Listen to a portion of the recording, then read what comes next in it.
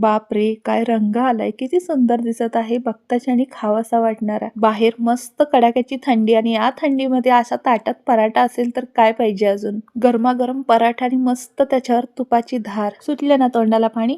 कशाचा पराठा आहे सांगते सांगते. थंडीच्या दिवसात बाजारात फ्रेश असा मटार असतो ना, त्या मटारपासून हा पराठा केला आहे. कसा केला चला पाहूया पुढे. तर मंडळी, आज आपण महालक्ष्मी किचन मध्ये एक नवीन पद्धतीने पराठा करणार आहोत. थंडीमध्ये मिळणाऱ्या फ्रेश मटार पासून मटार ठेचा पराठा आपण आज करणार आहोत. तर हा मटार पराठा एकदम सिक्रेट आणि नवीन पद्धतीने आहे.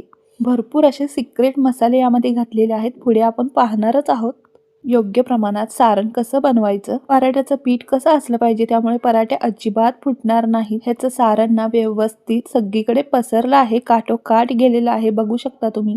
खरं सांगते, अशा पद्धतीने केलेला मटार पराठा तुम्ही कधी खाल्लाच नसेल. ही मटारची साधी रेसिपी नाही बरं का.